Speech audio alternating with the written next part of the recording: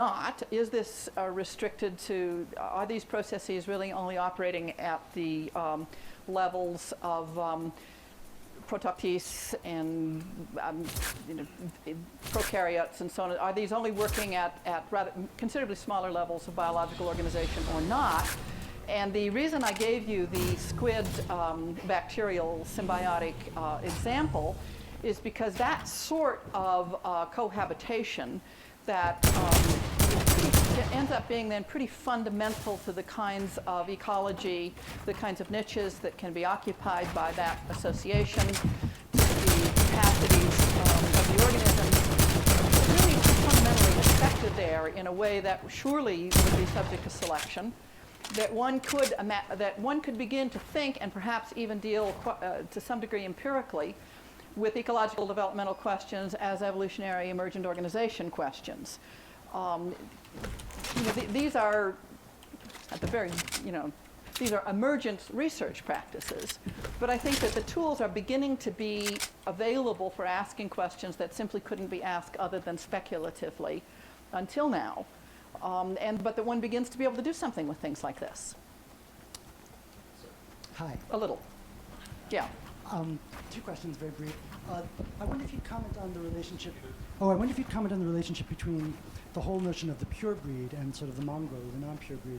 I wonder how that Fashion accessory of the New York elite. The mutts, yeah.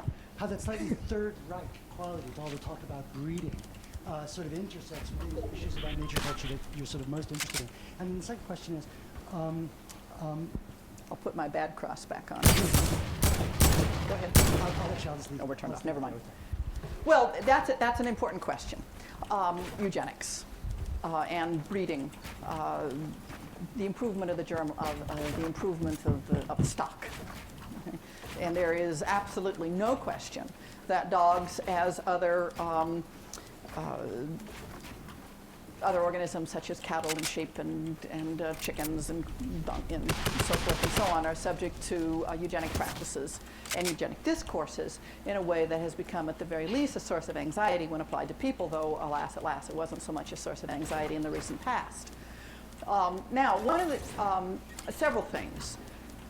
I had to let go to an appalling number of prejudices when I actually started hanging out with dog people who do the breeding and talk the eugenics discourse, because I had to get it that the similarities I heard were often misleading.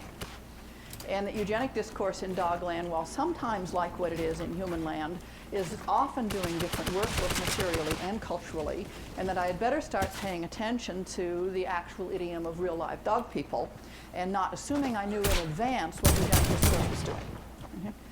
That's a kind of obvious lesson. But when I started paying serious attention to Great Pyrenees breeders, for example, who were perfectly into improving their lines and moving back onto to somehow get back to the really great dog and so on, all the rest of it. That person was that they're also doing something that is about something else. That they and furthermore, that it is truly not the same thing to do these discourses with cattle and dogs and people. That these species differences do matter. And that's one of the lessons one gets in refusing anthropomorphism and projection as an adequate way of dealing with the problem of relationality, including the problem of power and hierarchy, independence, and eating each other.